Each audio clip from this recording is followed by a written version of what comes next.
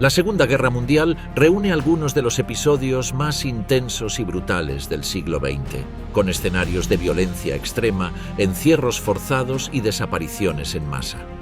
En ese mismo contexto aparecen enigmas que, incluso después de décadas, siguen sin resolverse. Algunos casos incluyen desapariciones sin registro completo. Otros involucran hallazgos como el supuesto tren nazi oculto bajo tierra en una región de Polonia. Aunque han pasado más de 80 años desde el final de aquella guerra, muchos de estos episodios todavía no tienen una respuesta verificable. ¿Cuáles son esos 25 sucesos concretos que aún hoy siguen sin aclararse del todo? ¿Quién reveló el escondite de Ana Frank? Durante décadas, muchas versiones intentan explicar cómo los oficiales alemanes logran hallar a Ana Frank, su familia y otras personas ocultas en un edificio de Ámsterdam. La teoría más extendida indica que alguien del entorno habría informado a la policía secreta, lo que permitió el arresto de los 8 ocupantes del anexo escondido. Sin embargo, una nueva revisión plantea que todo sucede por una coincidencia mientras se investiga otra actividad no relacionada. El equipo del Museo Casa de Ana Frank analiza fragmentos del propio diario de la joven para entender qué ocurre. En una entrada escrita en marzo de 1944, ella menciona la detención de 2 hombres que trafican con cupones de comida, los cuales eran intercambiados por alimentos durante la ocupación alemana. Estas personas tienen vínculo con la empresa que funciona en la misma dirección donde se encuentra el refugio. Ella anota que, al ser capturados, ya no tienen acceso a esos vales. Según este nuevo enfoque, los agentes que registran el edificio en agosto de 1944 no buscan activamente a personas perseguidas, sino que siguen una pista relacionada con la falsificación de documentos. Algunos registros oficiales indican que quienes participaron en ese operativo trabajan en casos ligados a movimientos de dinero y joyas, sin especialización en rastrear escondites de judíos. El tiempo que permanecen en el lugar también genera dudas, ya que supera por mucho lo que suele durar un operativo de captura rápida. Durante años, varias personas son señaladas como posibles responsables de una delación, entre ellas un empleado del padre de Ana Frank, su esposa o un colaborador de las autoridades alemanas. Ninguna de esas acusaciones logra confirmarse con pruebas concluyentes. Esta investigación reciente sugiere que la familia podría haber sido descubierta debido a la atención que genera la actividad irregular de otras personas que operaban en la misma propiedad. Ana Frank fallece poco después en un campo de concentración. Su padre, Otto Frank, es el único sobreviviente entre los 8 que viven allí escondidos. Él logra recuperar el cuaderno de su hija y hacerlo público, convirtiéndolo en uno de los testimonios más conocidos sobre el régimen alemán en los Países Bajos. El fugitivo nazi que murió entre las sombras del Vaticano. Otto Wächter, uno de los altos cargos del régimen nazi en Polonia ocupada, logra evitar los juicios de Nuremberg tras ser señalado por la deportación masiva de más de 130.000 personas, entre ellas miles de niños. Mientras sus antiguos compañeros de jerarquía comparecen ante tribunales internacionales, él se esconde en los Alpes austríacos durante más de 3 años, hasta que logra llegar a Roma usando una identidad falsa y con ayuda de una red secreta. En la capital italiana se refugia en una residencia eclesiástica mientras planea su huida hacia Sudamérica. La vía de escape clandestina que utiliza, conocida como la Rat Line, conecta a varios nazis prófugos con destinos seguros a través de la colaboración de figuras dentro de la Iglesia y, según algunos documentos, con el visto bueno de sectores estadounidenses interesados en utilizar la información que estos hombres podían ofrecer en el nuevo escenario de Guerra Fría. Wächter vive bajo el nombre de Reinhard y mantiene contacto con su esposa Charlotte, quien le envía cartas con apodos afectuosos y hasta vende arte robado para financiar su escondite. En medio de este entorno termina falleciendo en circunstancias que jamás se aclaran. Su cuerpo es bendecido por un obispo austríaco que conoce su verdadera identidad y que lo apoya durante su estancia secreta en Roma. Su hijo Horst conserva durante décadas una enorme colección de cartas, diarios y documentos personales que revelan no solo la cercanía de la familia con la ideología nazi, sino también detalles comprometedores sobre la implicación de Wächter en la maquinaria de exterminio. Horst, sin embargo, Defiende la figura de su padre y sugiere que pudo haber sido víctima de un plan encubierto. Philippe Sands, autor del libro que reconstruye este caso, encuentra indicios que apuntan a varias hipótesis, pero ninguna logra imponerse. La cercanía con miembros de la SS, la visita a un exoficial antes de su fallecimiento y la implicación de servicios secretos dejan abierta la posibilidad de una operación encubierta. Más de 7 décadas después, la muerte de Vector sigue sin respuesta clara. El misterio permanece. El tesoro de Edwin Rommel. Durante los últimos meses del conflicto en el norte de África, el mariscal de campo alemán Erwin Rommel y sus subordinados acumulan una gran cantidad de bienes saqueados mientras su unidad actúa en territorio tunecino, específicamente en la isla de Djerba. La cifra atribuida a ese botín supera las 20 millones de libras en oro, joyas y otros objetos de alto valor pertenecientes a ciudadanos judíos de la región. Esta operación, llevada a cabo por elementos del Tercer Reich, se suma a la serie de confiscaciones sistemáticas que distintas unidades alemanas ejecutan en museos, propiedades privadas y espacios públicos de los territorios que ocupan a lo largo del conflicto. A partir del final de la guerra, comienzan a circular numerosos relatos sobre grandes volúmenes de riquezas ocultas por soldados nazis que planeaban recuperarlas más adelante. A pesar de que el tesoro suele relacionarse con el nombre de Rommel, hay quienes indican que él no participa directamente en su traslado. La historia, sin embargo, continúa siendo conocida como el Oro de Rommel. Según los testimonios disponibles, los objetos robados son enviados a Córcega, una isla situada entre Francia e Italia, con la intención de llevarlos después a territorio alemán. El plan original contempla el transporte marítimo desde Córcega a través del mar Tirreno, pero supuestamente el cargamento se hunde antes de llegar a su destino. Este episodio despierta el interés de buscadores de tesoros y llega incluso a ser mencionado en una novela de James Bond, donde 2 buzos mueren intentando encontrar el tesoro perdido.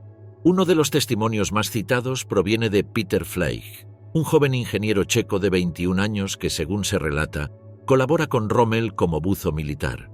Después de trabajar en la limpieza de minas navales y en la recuperación de embarcaciones en el puerto italiano de La Spezia, Fleig recibe órdenes secretas del capitán Ludwig Dahl para desplazarse hasta Córcega. Allí se le encomienda una misión con total confidencialidad.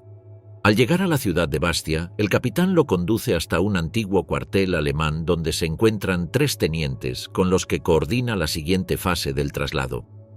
Al fallar el plan inicial de cruzar Italia por tierra debido a ataques aéreos y emboscadas, el grupo opta por sumergir las 6 cajas metálicas en aguas cercanas a la costa para rescatarlas después.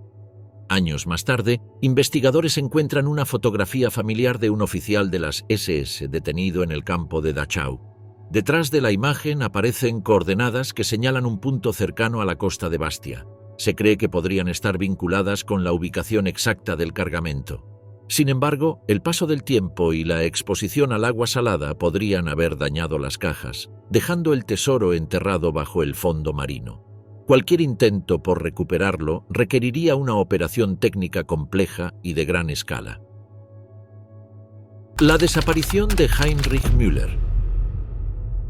Heinrich Müller, quien ocupa el cargo de jefe de la Gestapo durante el Tercer Reich, es una de las figuras más cercanas a los centros de decisión del régimen nazi. Su paradero después de la caída de Berlín en 1945 permanece durante décadas como uno de los grandes interrogantes del final de la guerra. Es visto por última vez dentro del búnker donde se concentran los principales líderes nazis durante los últimos días del conflicto. En ese momento, Müller afirma que no permitirá ser capturado por las fuerzas soviéticas. A partir de entonces, ninguna búsqueda llevada a cabo por las autoridades británicas o estadounidenses logra confirmar si escapa hacia Sudamérica o muere durante los últimos combates en la capital alemana. Mucho tiempo después, el historiador Johannes Tuchel presenta evidencia que sugiere que Müller muere en Berlín en 1945 y que su cuerpo termina en un cementerio judío. Según su investigación, el cadáver es enterrado primero en un terreno cercano al cuartel general de la Luftwaffe y más tarde trasladado a una fosa común en el cementerio de Berlin-Mitte. Este cementerio, creado en el siglo XVII, había sido profanado por los nazis durante el conflicto y, al finalizar la guerra, Contiene 16 fosas comunes con restos de más de 2.700 personas fallecidas durante los bombardeos y el colapso de la ciudad. Tuchel accede a documentos que vinculan esta información con el testimonio de un sepulturero de la Alemania Oriental que recuerda haber enterrado a un individuo vestido con uniforme de general. Las condecoraciones halladas junto al cuerpo coinciden con las otorgadas a Müller durante su carrera, y los registros alemanes y estadounidenses apoyan esta versión. Según el historiador, todos los elementos coinciden en señalar que el jefe de la Gestapo está efectivamente sepultado en ese lugar. Müller había sido policía en su juventud y recibe formación militar durante la Primera Guerra Mundial. Posteriormente se integra a la SS y trabaja bajo el mando directo de Reinhard Heydrich. En 1942 asiste a la conferencia de Wannsee, donde se define la llamada solución final. Su papel como burócrata del terror lo coloca entre los principales responsables del Holocausto y de la ejecución de prisioneros soviéticos. La posibilidad de que sus restos compartan terreno con víctimas del mismo régimen genera rechazo, aunque las normas religiosas impiden realizar exhumaciones, lo que deja parte del misterio sin respuesta. El secreto que Göring se llevó antes de su condena. Hermann Göring evita que se lleve a cabo la sentencia dictada por el Tribunal de Nuremberg al tomar una decisión inesperada pocas horas antes del momento señalado. El 15 de octubre de 1946, cerca de las 10:44 de la noche, ingiere una sustancia dentro de su celda. Lo hace a pesar de las medidas de seguridad impuestas por las fuerzas aliadas, lo que despierta una pregunta que persiste por décadas. ¿Cómo llegó ese elemento a sus manos? Desde su captura, Göring representa al jerarca nazi de mayor rango que queda en manos de los aliados. Adolf Hitler, Joseph Goebbels y Heinrich Himmler ya habían desaparecido de la escena y Martin Bormann no había sido localizado. Durante el juicio, el antiguo mariscal del Reich intenta posicionarse como figura central entre los acusados, interviene con firmeza en las audiencias y deja una impresión marcada en las sesiones. Aún así, su trayectoria reciente está afectada por su dependencia de fármacos, las fallas estratégicas al frente de la Luftwaffe y su distanciamiento del núcleo de poder nazi. En los últimos días del conflicto es removido por disposición directa de Hitler, luego de proponer asumir la jefatura en caso de que el líder ya no pudiera continuar. En prisión, logra recuperar parte de su energía bajo la supervisión del coronel Burton Andrews, reduce su peso considerablemente y entabla relación con algunos oficiales estadounidenses. Uno de ellos, el teniente Jack Willis, con quien comparte el gusto por la caza, se convierte en figura clave en las conjeturas sobre cómo accede a lo que utilizó más tarde. Willis tenía permiso para entrar al depósito donde se guardaban los objetos personales de los reclusos y se presume que pudo recuperar un pequeño contenedor oculto dentro de un frasco de crema. La relación entre ambos se vuelve tan cercana que Göring le entrega una fotografía dedicada, una pluma valiosa y un reloj grabado con su nombre. Otra versión surge tiempo después. Herbert Lee Stevers, ex soldado estadounidense encargado de vigilancia en Nuremberg, declara en 2005 que entregó un objeto aparentemente inofensivo a pedido de desconocidos, quienes aseguraron que debía llegar a manos de Göring por razones médicas. Aunque su relato fue puesto en duda por otros testigos, también se considera que el médico Ludwig Pflücker pudo haber estado involucrado en el episodio. A pesar de las cartas que Göring deja y donde asegura haber estado preparado desde antes, la incógnita sobre cómo logró ejecutar su plan sigue sin resolverse. El bombardero atrapado en el pantano de Papúa Nueva Guinea. En una zona apartada de Papúa Nueva Guinea, donde el pantano de Agaimbo se extiende entre vegetación densa, humedad extrema y peligros constantes como cocodrilos enormes y mosquitos que transmiten malaria, un hallazgo insólito llama la atención en 1972. Integrantes de la Fuerza Aérea Australiana encuentran en ese terreno hostil un avión de guerra completamente fuera de lugar. Se trata de un B-17E Flying Fortress, un modelo de bombardero pesado con 4 motores usado por la aviación estadounidense. El aparato había sido operado originalmente por el capitán Fred Eaton, quien lo había conducido en una de las primeras ofensivas aéreas de la aviación militar de Estados Unidos durante el conflicto mundial.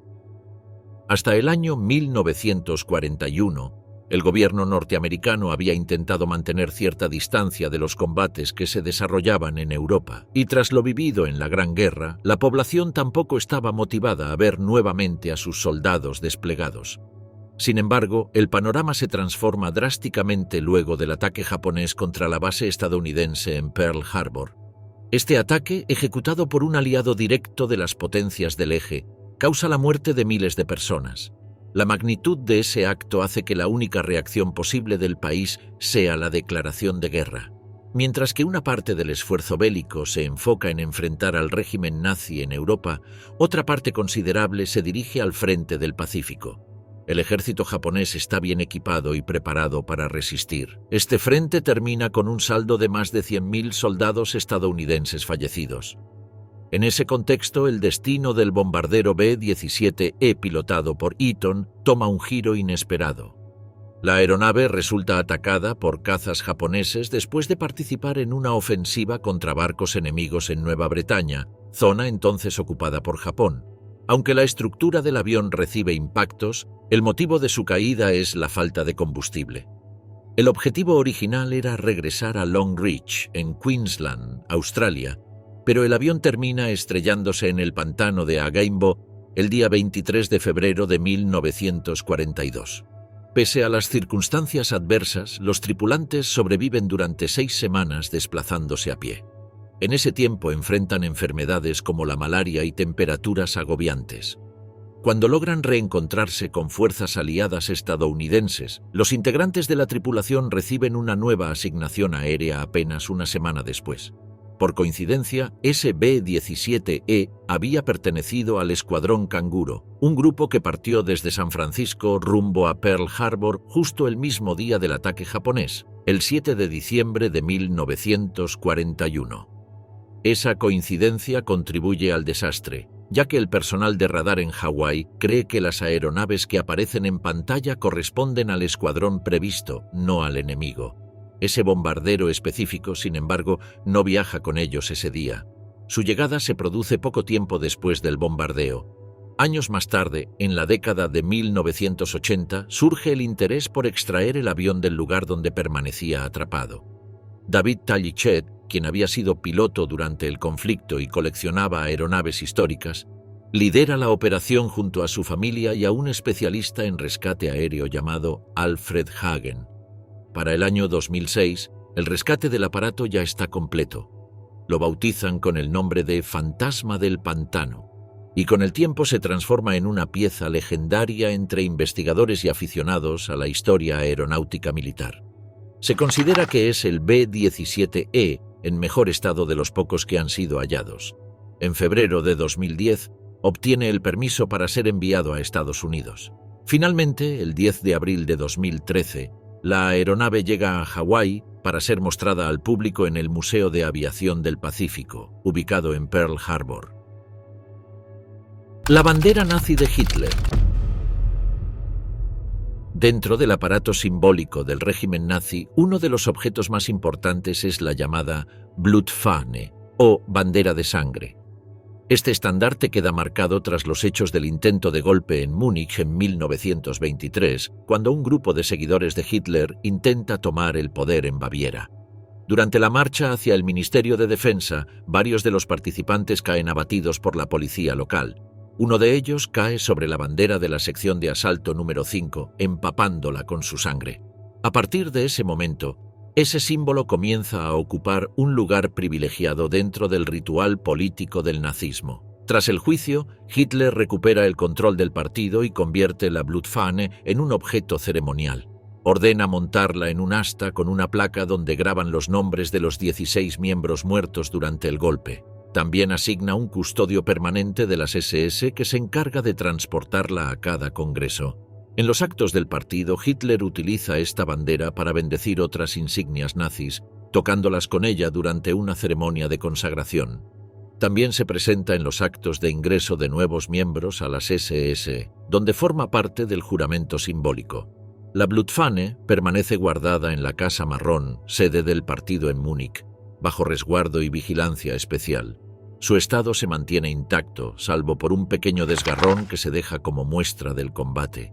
Durante toda la década de 1930, la bandera se exhibe regularmente en desfiles y actos públicos. Su última aparición registrada ocurre en octubre de 1944 en una ceremonia presidida por Himmler. Después de ese momento, se pierde todo rastro. Algunas versiones señalan que la bandera regresa a la sede y desaparece en medio de los bombardeos. Otras apuntan a que fue capturada como botín por tropas aliadas que entran a Múnich en 1945. Incluso se sugiere que podría estar guardada, sin identificar, en alguna casa privada del extranjero. A día de hoy, el paradero de la Blutfahne sigue sin esclarecerse. El símbolo más cargado de peso ritual para el régimen de Hitler permanece desaparecido, convertido en uno de los objetos más buscados y enigmáticos de ese periodo. El vuelo 19 en el Triángulo de las Bermudas. En diciembre de 1945, 5 aviones torpederos modelo Avenger de la Armada estadounidense despegan desde la base de Fort Lauderdale para una misión rutinaria de entrenamiento sobre el Atlántico. Son tripulados por 14 hombres, casi todos con experiencia, y el clima no presenta dificultades al inicio del vuelo. Esta patrulla, conocida como vuelo 19, sigue una ruta triangular sencilla. Hacia el este sobre el océano, giro al norte, luego de regreso al sur por tierra firme. Lo que debía durar unas horas se transforma en uno de los incidentes más desconcertantes de la historia militar. La última comunicación clara llega desde el comandante de la misión, el teniente Taylor. Se le escucha decir que han perdido la orientación, que no pueden ver tierra, que todos los instrumentos fallan. La radio transmite mensajes confusos, voces superpuestas y referencias contradictorias. Algunos de los pilotos creen estar volando sobre los cayos de Florida, otros aseguran que se han desviado hacia el Golfo de México. La torre intenta guiarlos, pero las señales se debilitan hasta perderse por completo. Ninguno de los 5 aparatos regresa. Horas después, un hidroavión Martin Mariner con 13 personas a bordo despega para buscar al escuadrón perdido. 20 minutos después del despegue, también desaparece sin dejar rastro. En total, 27 personas se desvanecen en un solo día. La Marina inicia una investigación exhaustiva. Barcos y aviones peinan el área durante días. Se plantea la hipótesis de una desorientación masiva por una posible tormenta geomagnética, aunque no hay evidencia meteorológica clara que respalde esto. Algunos informes internos sugieren errores de navegación combinados con problemas técnicos. Sin embargo, el reporte final no logra ofrecer una explicación concreta y termina calificando el caso como causa desconocida. La historia del vuelo 19 alimenta desde entonces teorías que van desde errores humanos hasta fenómenos inexplicables. Su desaparición se convierte en uno de los pilares del mito del Triángulo de las Bermudas. 70 años después, el paradero exacto de los aviones y de las 27 personas sigue sin conocerse. El tesoro de Yamashita en Filipinas.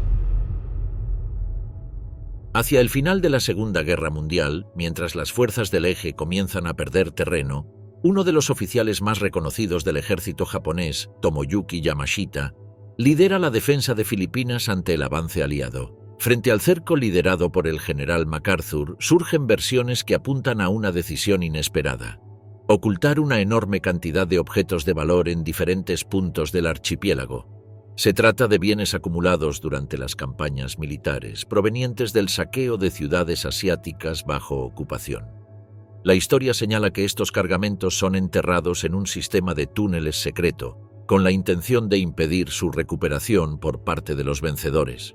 El general Yamashita se rinde en septiembre de 1945. 5 meses después, enfrenta un tribunal militar que lo condena. Durante el proceso, recibe preguntas directas sobre el paradero de ese supuesto botín, pero evita dar respuestas claras. Su silencio da origen a un relato que se mantiene durante décadas.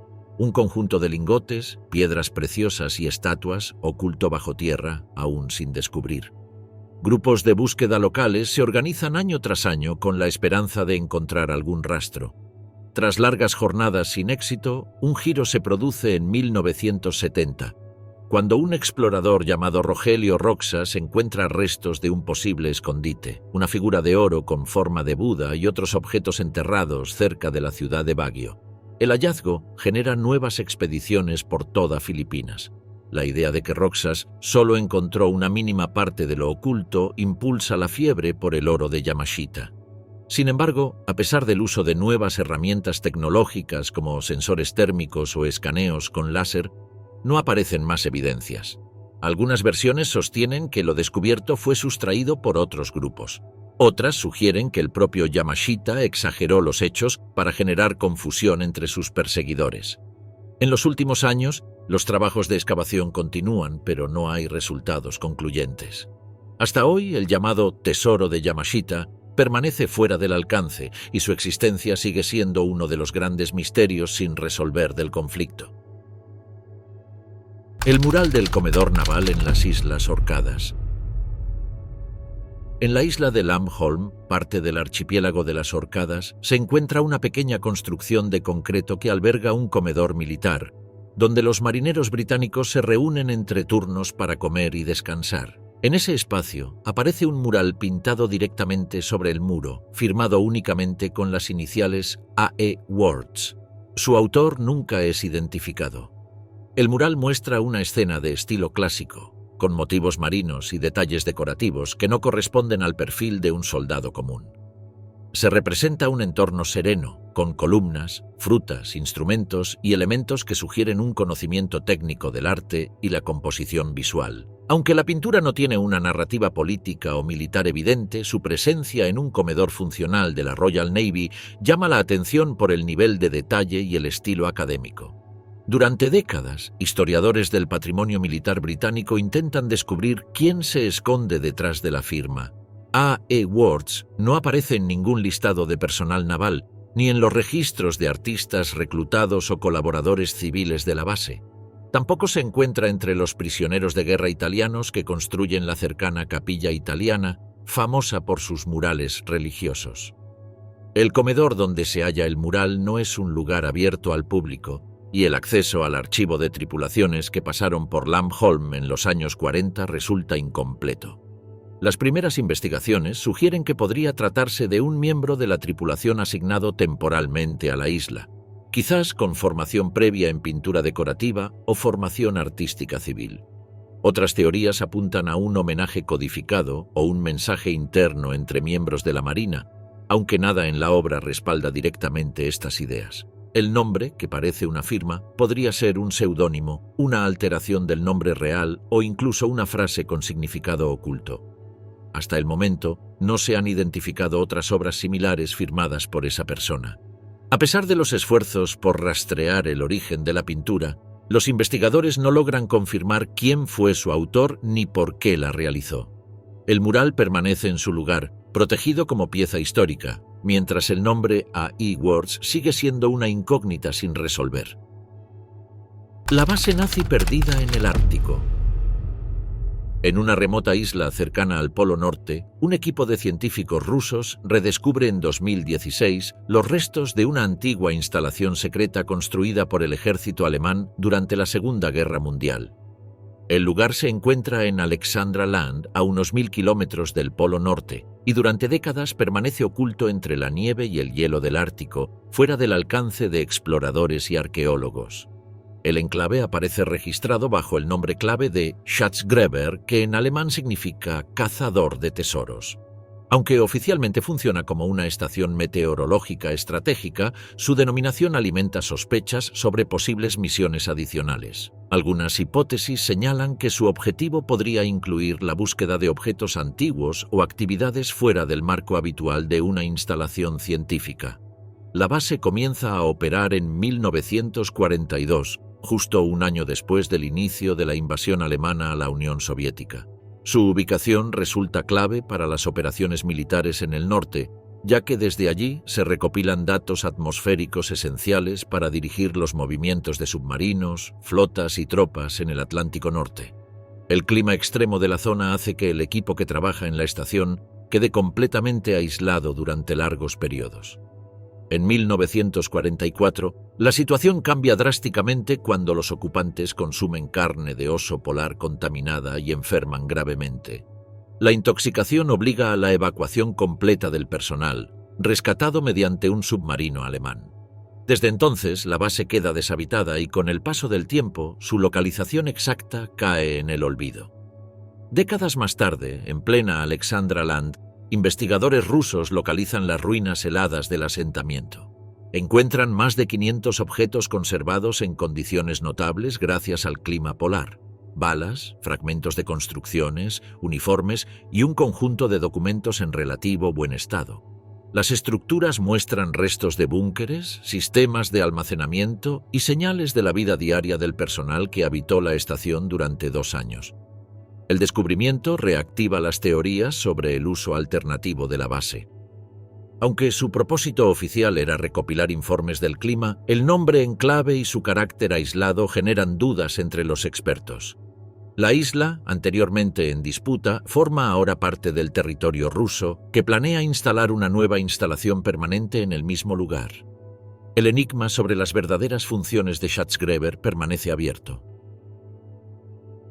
El viaje del submarino U-530 a Argentina.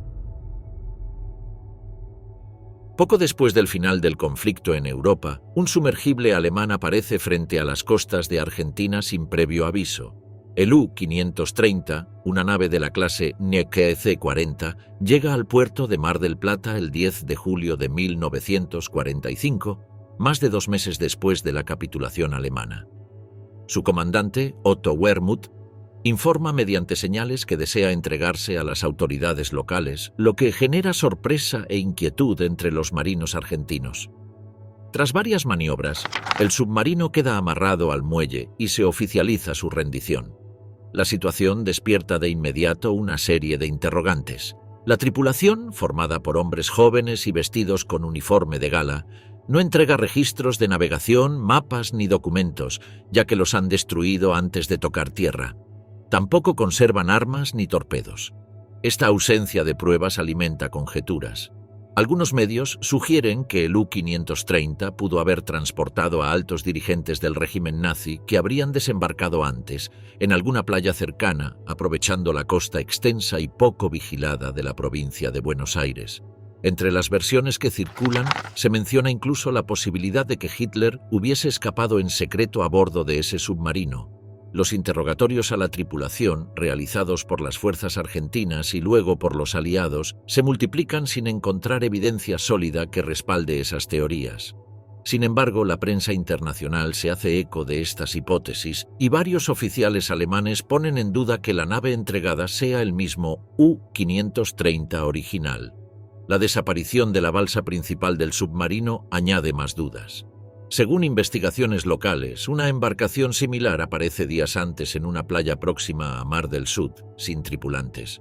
También se sospecha de la implicación del U-530 en la explosión del crucero brasileño Bahía, aunque una comisión concluye que se trató de un accidente interno. A pesar de los informes técnicos y las declaraciones formales, el trayecto final del U-530 y su verdadero propósito siguen envueltos en incógnitas. El caso continúa alimentando teorías que aún no se descartan por completo. El tren del oro nazi de Walbersig. En la zona montañosa de Baja Silesia, cerca del castillo de Xias, se extiende una red subterránea de túneles construida por el régimen nazi durante los últimos años de la guerra. Dentro de ese complejo, llamado Proyecto Riese, surge uno de los relatos más insistentes del conflicto: el supuesto ocultamiento de un tren militar repleto de objetos de valor. La historia habla de varios vagones blindados que desaparecen en 1945, justo cuando las tropas soviéticas avanzan por el territorio polaco. El caso gana notoriedad pública cuando Tadeusz Slowikowski, un exferroviario polaco, asegura haber recibido información directa sobre la ubicación del tren por parte de un alemán al que ayudó en una pelea. Con el tiempo, Slowikowski recolecta documentos, planos y fotos y se muda a la ciudad de Walbersig, donde el acceso al sistema de túneles está restringido. Su búsqueda se convierte en algo personal después de perder a su madre en Auschwitz. A lo largo de las décadas denuncia amenazas, allanamientos y vigilancia. En 2015, 2 investigadores afirman haber localizado el tren gracias a las indicaciones de Slowikowski. Contratan a una firma legal para exigir el 10% del valor del hallazgo. Aunque el gobierno polaco evita confirmar públicamente el descubrimiento, la noticia genera interés internacional y reabre debates sobre el contenido del convoy. Se especula que dentro podrían estar documentos oficiales del Tercer Reich, piezas artísticas, lingotes, armas y hasta restos de la cámara de ámbar que alguna vez decoró una sala entera del Palacio Imperial ruso. Las autoridades locales y organismos de memoria histórica debaten sobre quién tendría derecho a esos objetos en caso de encontrarlos. El Congreso Judío Mundial advierte que si se hallan pertenencias tomadas a familias deportadas, deben devolverse a sus herederos. Representantes del Estado polaco consideran que todo el contenido forma parte del patrimonio nacional. Desde Rusia, algunas voces reclaman los objetos imperiales y se confirma que iban a bordo. El tren sigue sin aparecer, pero los túneles continúan siendo estudiados. La combinación de registros incompletos, interés privado y rumores sin confirmar mantiene abierta la posibilidad de que el convoy siga oculto bajo tierra. Los Foo Fighters, luces que persiguen en la oscuridad. Hacia el cierre de la Segunda Guerra Mundial, los informes del Escuadrón 415 de cazas nocturnos empezaron a incluir detalles poco comunes. Aparte de describir enfrentamientos sobre el Rin, los tripulantes mencionaban luces anaranjadas muy intensas que se colocaban cerca de sus alas sin dejar rastro en los radares. Una noche de noviembre de 1944, 3 miembros de ese escuadrón volaban por la zona norte de Estrasburgo cuando notaron entre 8 y 10 destellos brillantes sobre su flanco izquierdo. La maniobra para acercarse no logró nada. Los objetos desaparecieron y más adelante volvieron a mostrarse, como si fueran parte de un mismo patrón. Estas luces, sin forma sólida visible, inspiraron a uno de los tripulantes a bautizarlas con un término tomado de una tira cómica popular de bomberos, Foo Fighters. Los reportes se acumularon. Las luces seguían a los aviones a gran velocidad, adoptaban colores como rojo, naranja o verde, se mostraban solas o en grupo, superaban las maniobras defensivas y nunca quedaban registradas en los instrumentos. En marzo de 1942, un bombardero Wellington tripulado por polacos sobrevolaba Alemania cuando su artillero trasero divisó un resplandor del tamaño de la luna. Se acercó a menos de 200 metros, recibió fuego desde la torreta sin mostrar daños y después se colocó junto al ala. Disparos desde el frente tampoco le afectaron. Tras unos minutos se alejó. Otra aeronave, que iba detrás, vivió algo parecido, pero su dotación prefirió no comunicarlo. En octubre de 1944, otro escuadrón estadounidense detectó un objeto detrás de uno de sus aviones. El piloto realizó maniobras evasivas, entró en nubes densas y no volvió a verlo. El radarista quedó profundamente alterado. Los archivos recogen más de 100 observaciones en Europa Occidental, el Mediterráneo y el Pacífico. También se anotaron casos sobre el este europeo y el norte africano. Antes de llamarse Foo Fighters, muchos pilotos los nombraban la luz o la cosa. Algunas versiones hablaban de formas cilíndricas o con ventanillas y hasta de objetos parecidos a bañeras invertidas. Los ataques no lograban afectarlos. A veces aparecían en zonas sin actividad aérea conocida. Durante los bombardeos sobre Alemania, el cielo se llenaba de bengalas, marcadores y reflectores. Los tripulantes sabían reconocerlos. Las llamadas espantapájaros estallaban en el aire simulando derribos, aunque muchas veces eran reales. Ninguno de esos efectos coincidía con el comportamiento de los Foo Fighters. En informes aliados se propusieron teorías sobre armas alemanas como misiles antiaéreos o aparatos con guía por radio. Las sospechas sobre cohetes eran frecuentes desde 1943. Sin embargo, era difícil explicar cómo estos dispositivos podían moverse con tanta velocidad, cambiar de rumbo y resistir disparos.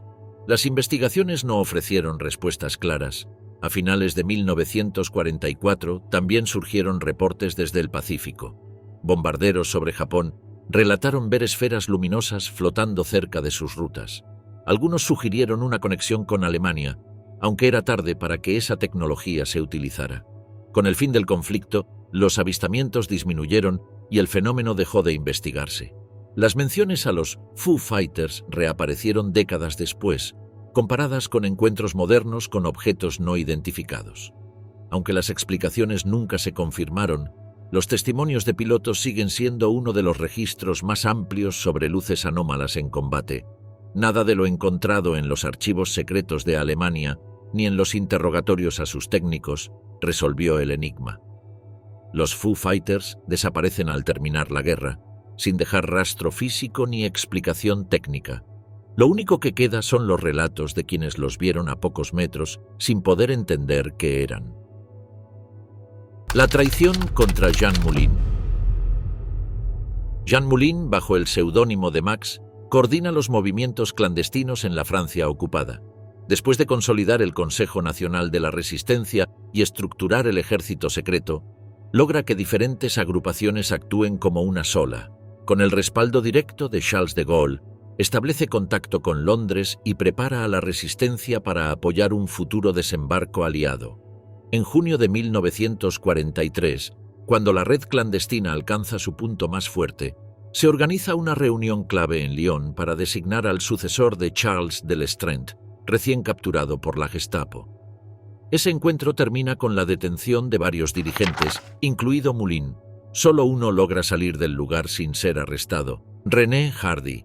Hardy, un ex ingeniero ferroviario, forma parte de la resistencia y había sido detenido por los alemanes pocos días antes. Tras su liberación inesperada, se presenta en la reunión sin estar convocado y es el único que logra escapar. Luego, vuelve a esfumarse sin dejar rastro.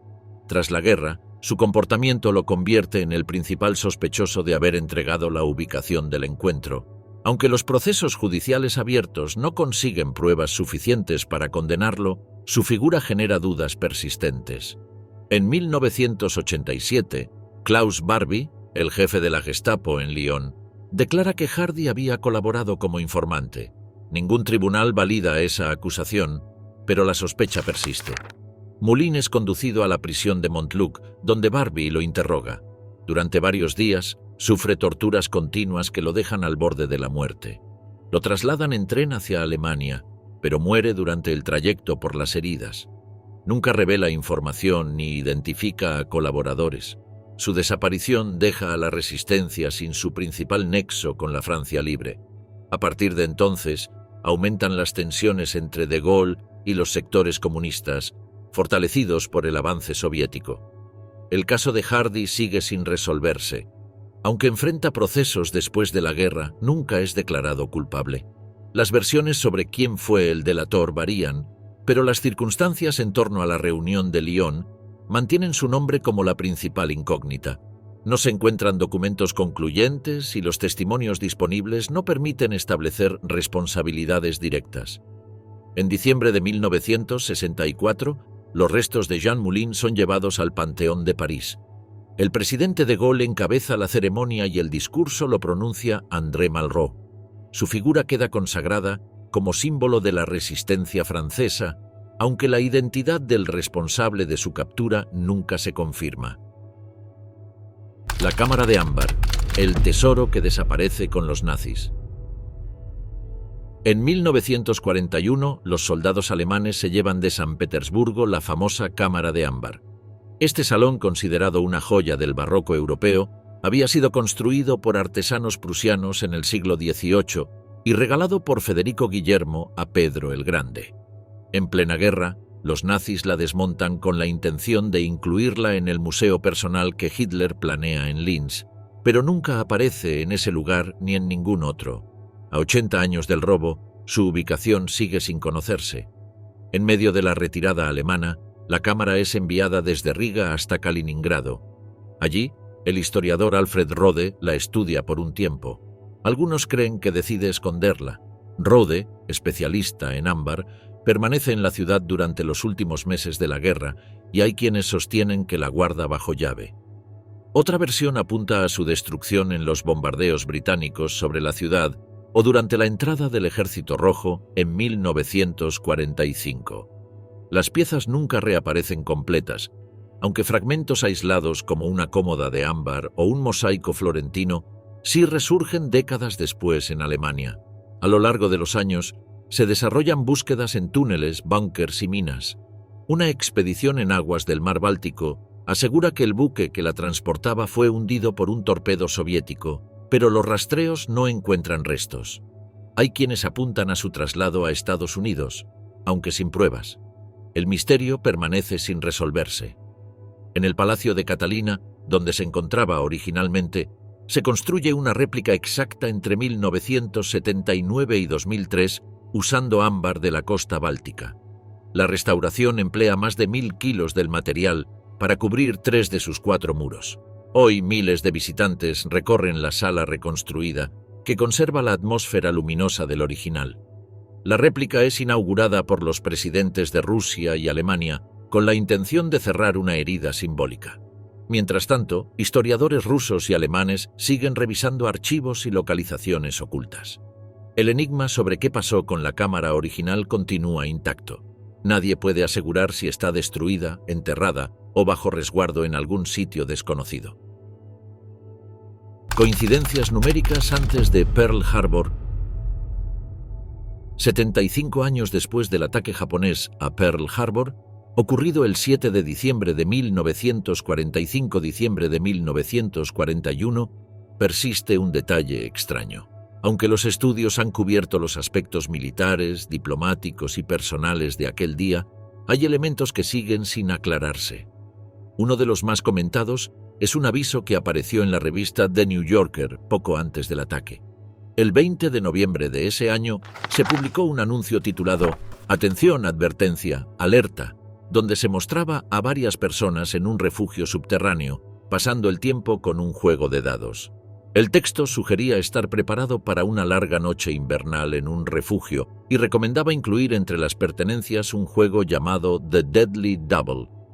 Ese aviso principal se acompañaba de 6 versiones más pequeñas distribuidas por la misma edición, todas con imágenes de dados.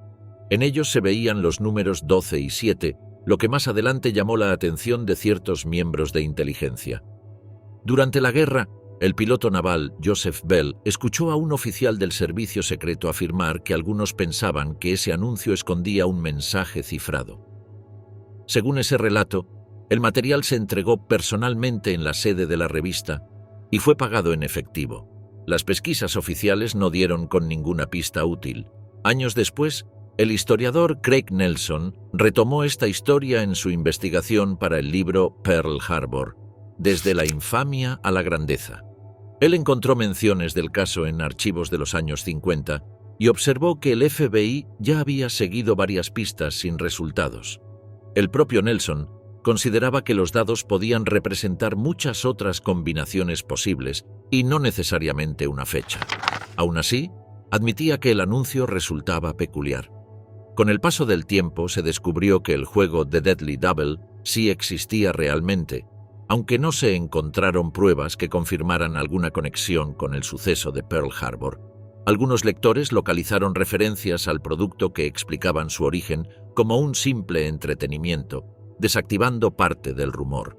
Aún así, el hecho de que los números coincidieran con la fecha del ataque y el contenido del texto hicieran alusión a refugios antiaéreos continúa dejando espacio para la duda. La muerte de Raoul Wallenberg. Raoul Wallenberg, diplomático sueco destacado por salvar a miles de judíos en Budapest, es detenido por tropas soviéticas el 17 de enero de 1945. Desde ese momento desaparece. En 1957, Moscú asegura que fallece de un infarto en la prisión de Lubyanka el 17 de julio de 1947 y que su cuerpo es incinerado sin autopsia. La nota proviene del médico de la cárcel, pero ninguna otra prueba acompaña el informe. La familia de Wallenberg y el gobierno sueco cuestionan esa versión. Testimonios posteriores afirman que sigue vivo en campos del Gulag muchos años más. Algunos aseguran haberlo visto incluso en la década de 1980. Ningún documento oficial soviético logra confirmar ni su muerte ni su ubicación exacta tras su arresto. Documentos desclasificados indican que altos mandos como Stalin, Molotov y Abakumov estarían involucrados.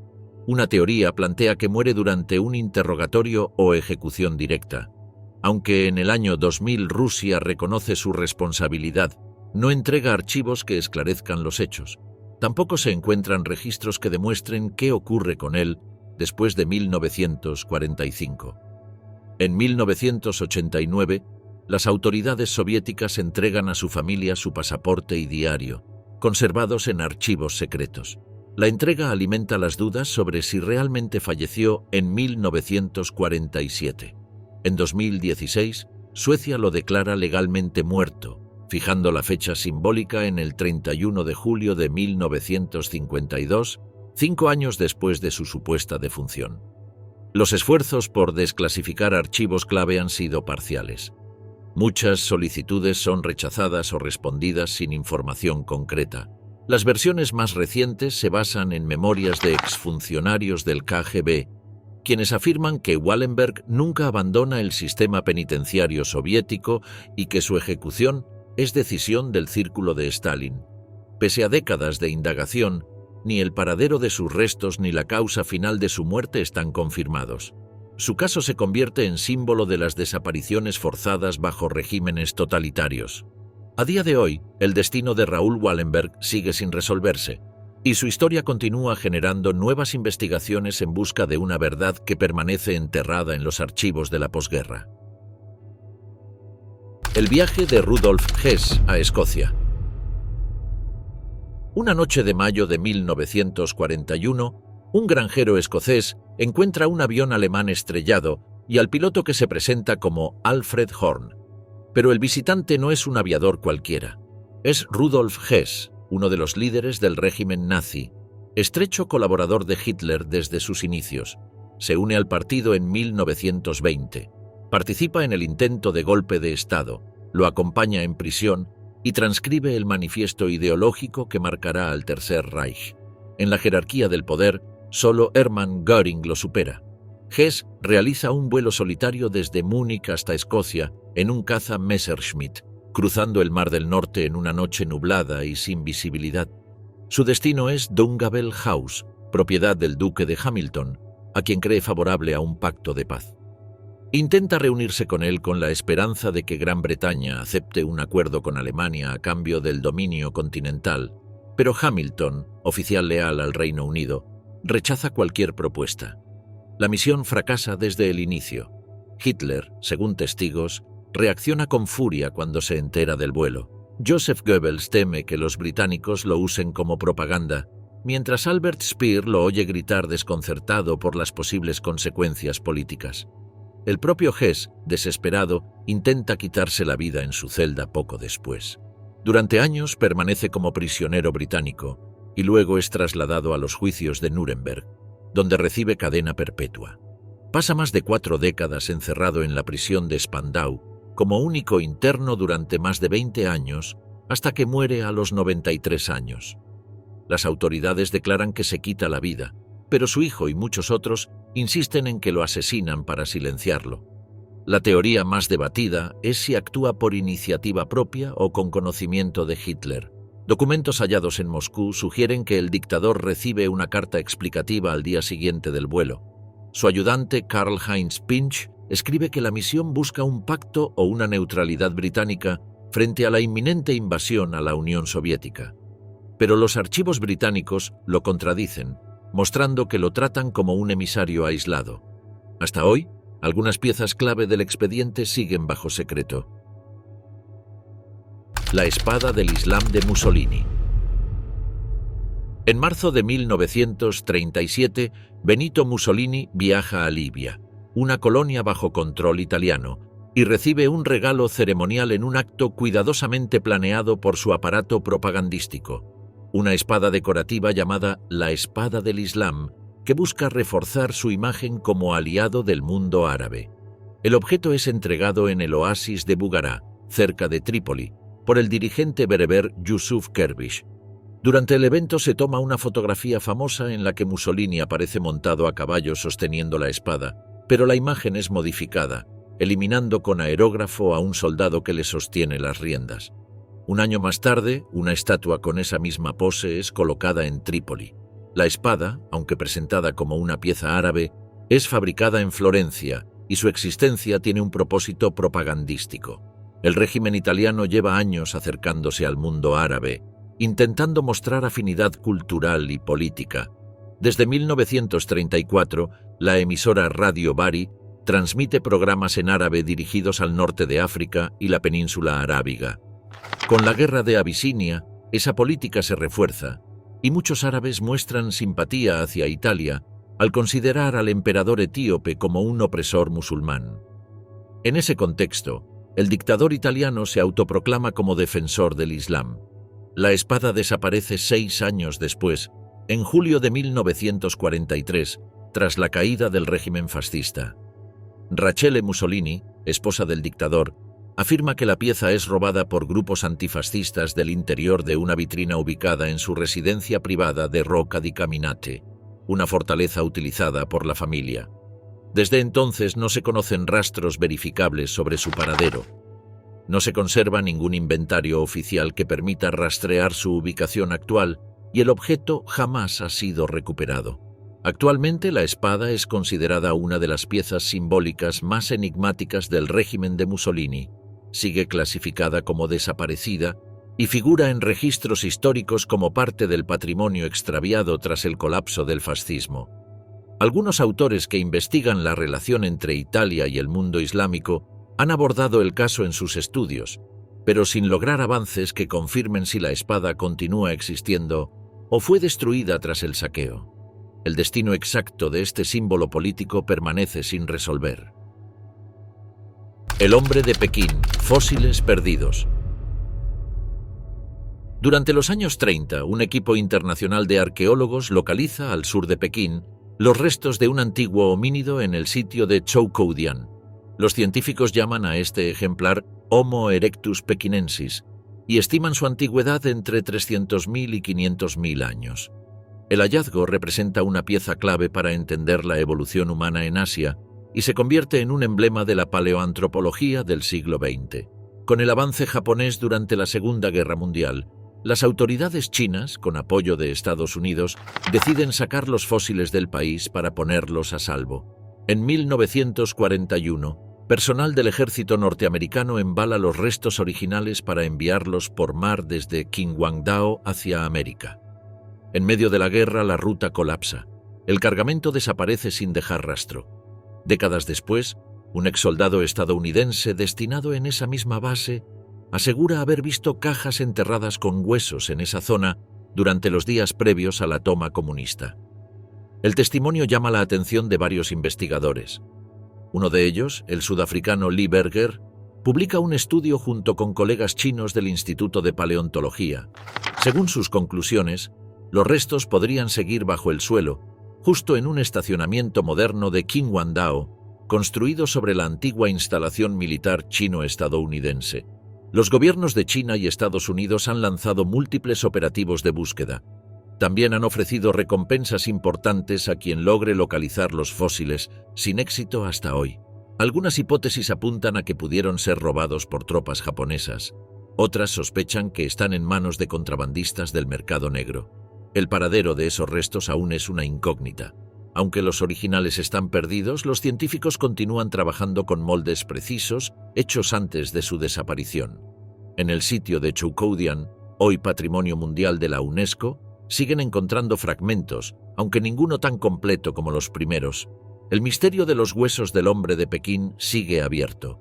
Según los estudios recientes, podrían estar ocultos bajo una zona urbana común, invisibles bajo una superficie de cemento. Las cajas, si existen, aguardan en silencio bajo los autos, como si el pasado más lejano de la humanidad aún se resistiera a ser devuelto. La batalla de Los Ángeles. En la madrugada del 25 de febrero de 1942, las sirenas de alarma resuenan en todo el condado de Los Ángeles. Apenas han pasado 3 meses desde el ataque a Pearl Harbor y el ambiente en California está cargado de tensión. Las autoridades activan el protocolo ante un posible bombardeo. La ciudad queda en penumbra por un apagón obligatorio. Tropas con armas antiaéreas toman posiciones. Durante 1 hora, desde las 3 hasta las 4 de la mañana, cañones y ametralladoras disparan al cielo sin cesar. Los haces de los reflectores iluminan el cielo nocturno. Miles de proyectiles surcan el aire. La población observa con miedo desde sus hogares. Sin embargo, no se divisan aviones. Solo hay humo y destellos sobre la ciudad. El coronel John Hay Murphy, al mando de una unidad de artillería, declara después que no se detecta ninguna aeronave, ni enemiga ni aliada. 5 personas mueren durante el suceso, algunas por los restos de metralla, otras por infartos relacionados con el caos. En los días siguientes, los periódicos llaman a este evento la Batalla de Los Ángeles. Las imágenes de los focos apuntando al cielo y los reportes de disparos masivos llenan los titulares. La versión oficial indica que todo fue producto de una falsa alarma. El secretario de la Marina, Frank Knox, afirma que se trató de una reacción provocada por el ambiente de miedo generalizado. Lo atribuye a los llamados nervios de guerra, un fenómeno que afecta tanto a los civiles como a las tropas. La explicación tranquiliza a parte de la ciudadanía. Sin embargo, otros comienzan a preguntarse si ocurrió algo más. Con el paso del tiempo, surgen teorías alternativas. Algunos creen que aquella madrugada los militares abrieron fuego contra algo desconocido. La hipótesis de un globo meteorológico extraviado en las alturas se plantea como causa probable en los años 80. Aún así, para ciertos grupos de investigación ufológica, ese objeto no corresponde con nada terrestre. Los documentos de la Fuerza Aérea de Estados Unidos conservan el informe del incidente. Hasta hoy, los archivos reconocen que la alarma no se basó en ningún ataque real. Lo ocurrido esa noche sigue generando dudas. Para muchos, fue un episodio de histeria colectiva. Para otros, el cielo de Los Ángeles ocultó algo que no logró explicarse del todo. Subhas Chandra Bose y su posible escape. Las autoridades japonesas informan que Subhas Chandra Bose fallece el 18 de agosto de 1945 tras un accidente de avión en Taiwán y que su cuerpo es incinerado poco después en el hospital de Taihoku. Sin embargo, ningún observador externo confirma esa versión. El único superviviente directo del supuesto incidente, el coronel Habibur Rahman, evita comunicar formalmente la noticia a sus superiores del Ejército Nacional Indio o a sus colegas en Bangkok, Singapur, Saigón o Tokio. Ese silencio resulta imposible de justificar, salvo que estuviera implicado junto a mandos japoneses en una operación clandestina de fuga organizada por Bose. No existe ningún documento oficial del supuesto accidente. Aunque Japón mantiene el control de Taipei hasta finales de octubre de ese año, y una misión de inteligencia británica liderada por Finney investiga el hecho en septiembre, no hay constancia de que se revise el archivo del aeropuerto. Una carta fechada en junio de 1956, firmada por el jefe de la sección asiática del Ministerio de Exteriores japonés, confirma que hasta entonces jamás se realiza una investigación formal para esclarecer el accidente. Esa falta total de pruebas refuerza la hipótesis de una desaparición intencionada. El 20 de agosto de 1945, 2 días después del supuesto choque, un mensaje del Estado Mayor japonés al mando de Hikari Kikan señala que T, el nombre en clave de Bose, muere en un accidente y que el cuerpo es trasladado a Tokio por tropas de Formosa. Esa afirmación contradice la versión oficial, según la cual los restos habrían sido cremados en Taihoku. Un testimonio importante proviene de S. A. Ayer, exministro de propaganda del gobierno provisional de Azad Hind. Cuenta que la primera vez que oye sobre la muerte de Bose es el 20 de agosto, cuando el vicealmirante Chuda de la Marina japonesa se lo menciona en el aeropuerto de Saigón. Más tarde, ya en vuelo hacia Japón, recibe otra versión del coronel Tada. Según él, el avión de Bose se estrella el 18 de agosto en Taihoku. El líder queda gravemente herido y muere esa misma noche, mientras que Habibur Rahman sobrevive con lesiones leves y es ingresado en un hospital. Ayer responde que los indios, tanto en Asia como en su país, no aceptarían esa explicación sin una prueba visible. Pide viajar a Taihoku para ver el cuerpo, pero nunca recibe autorización. La falta de documentos oficiales, el silencio del único sobreviviente y la negativa a mostrar los restos impiden cerrar el caso. Las actas oficiales dejan abierta la posibilidad de que Bose haya fingido su muerte. La duda permanece sin resolverse. ¿Dónde estuvo realmente Subhas Chandra Bose después del 18 de agosto de 1945? Los soldados británicos en Auschwitz.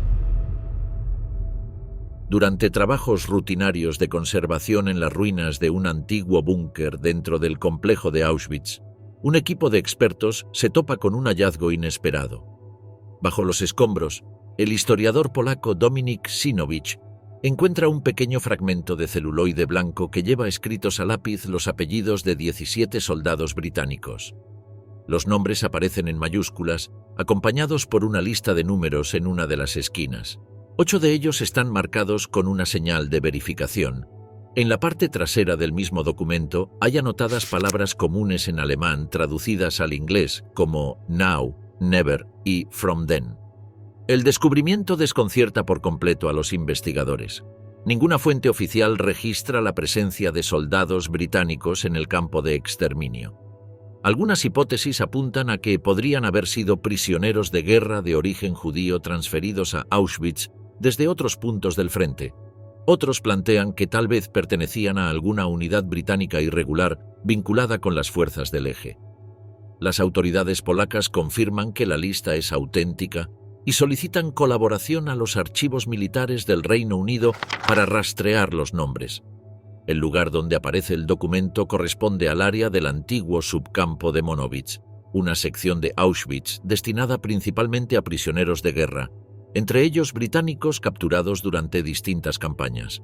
Sin embargo, la conexión directa entre ese grupo y el campo de exterminio sigue sin aclararse. La aparición del documento ocurre en paralelo a otro hallazgo aislado dentro de una pared de un antiguo edificio que había funcionado como almacén de los guardias del campo. En ese caso, los obreros encuentran una lista de prisioneros escondida dentro de una botella sellada en el mortero. Ambos descubrimientos refuerzan la idea de que quedan restos documentales ocultos en las estructuras del lugar, cuya interpretación todavía está en curso. El origen de los soldados, su función exacta en Auschwitz y el motivo por el cual sus nombres aparecen juntos en esa hoja siguen sin explicación. El misterio sigue abierto. La tripulación desaparecida del dirigible L-8. El 16 de agosto de 1942, el dirigible L-8 de la Marina estadounidense despega desde la isla artificial de Treasure Island, en la bahía de San Francisco, como parte de una misión para vigilar la posible presencia de submarinos japoneses en la costa del Pacífico. A bordo viajan el teniente Ernest DeWitt Cody y el alférez Charles Ellis Adams, ambos con experiencia previa como pilotos de dirigibles. La aeronave, un antiguo globo promocional de Goodyear adaptado para uso militar, forma parte de la escuadra de patrullaje aéreo desplegada tras la entrada de Estados Unidos en la Segunda Guerra Mundial. Durante la primera hora y media del vuelo, los reportes indican normalidad. A las 7:50 de la mañana, Cody y Adams comunican por radio que han detectado una mancha de petróleo en el agua, posible señal de un submarino enemigo. Informan que procederán a investigar. Esa es la última vez que se tiene contacto con la tripulación. Horas más tarde, el dirigible aparece sobre la ciudad de Daly City, en California, descendiendo sin control. La nave, ya parcialmente desinflada, roza tejados, arrastra cables eléctricos y finalmente se estrella en una calle residencial. Los bomberos y la policía acuden de inmediato al lugar del impacto. Cuando abren la cabina de control, descubren que el dirigible está vacío. No hay señales de fuego ni de lucha. Los controles están intactos, la radio funciona perfectamente y los paracaídas están en su lugar. Lo único que falta son los 2 miembros de la tripulación y sus chalecos salvavidas, conocidos popularmente como Mae Wests. Sin embargo, es habitual que los pilotos los lleven puestos durante el vuelo, así que su ausencia no resulta concluyente. La desaparición genera confusión en las primeras horas. Una base militar cercana informa erróneamente que el L-8 ha aterrizado y que sus ocupantes se encuentran a salvo, pero la información se desmiente rápidamente. En realidad, varios testigos civiles vieron cómo el dirigible descendía sin tripulantes. Algunos aseguran que observaron a 3 hombres a bordo.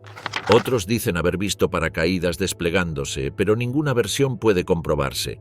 El dirigible había sobrevolado zonas pobladas y fue seguido por numerosos transeúntes, quienes describieron su aspecto como una salchicha rota flotando sin rumbo. La policía intentó confiscar fotografías tomadas por curiosos, lo que aumentó aún más las especulaciones. En paralelo, la Marina organiza búsquedas intensas en las aguas cercanas, bajo la sospecha de que ambos pilotos podrían haber caído accidentalmente al mar. Se baraja incluso la posibilidad de que hayan sido recogidos por un buque que guarda silencio de radio por razones tácticas. No se encuentra ningún cuerpo ni señal alguna de ellos, y el misterio queda instalado desde ese momento. A pesar de que se recupera una de las cargas antisubmarinas lanzadas, no hay otros indicios físicos que ayuden a reconstruir lo sucedido. Durante las siguientes décadas se plantean todo tipo de hipótesis. Algunos creen que fueron capturados por el enemigo o asesinados por un polizón, otros sugieren una pelea entre ellos o incluso una deserción planificada. También surgen teorías extremas como la posibilidad de una abducción. La explicación más aceptada es que uno de los hombres salió de la cabina para hacer una reparación y cayó al océano, y el otro, al intentar auxiliarlo, también termina fuera de la nave. Sin embargo, esta teoría no explica por qué ninguno de los dos usó la radio funcional para pedir ayuda ni dejó señal alguna. Varios expertos, como el historiador de aviación Dan Grossman, sostienen que un marinero entrenado jamás abandona su nave sin motivo urgente, lo que hace dudar de esta suposición. El dirigible L-8 es reparado y continúa en servicio durante la guerra. Después regresa a Goodyear, donde su cabina es reutilizada en otro modelo y más tarde se incorpora a la colección del Museo Nacional de Aviación Naval en Pensacola, Florida. La historia, sin embargo, sigue sin aclararse. A día de hoy, nadie ha podido explicar qué pasó con Cody y Adams tras despegar aquella mañana. El dirigible, rebautizado por la prensa como el dirigible fantasma, se convierte en símbolo de un misterio sin resolver en plena Segunda Guerra Mundial. Tras revisar cada uno de estos episodios, queda claro que la información existente aún deja márgenes sin respuesta. No se trata de rumores ni historias construidas con el paso del tiempo, sino de sucesos documentados cuya interpretación sigue abierta. Mientras no aparezcan nuevos elementos, estos 25 puntos concretos seguirán en esa zona donde la historia permanece sin cierre.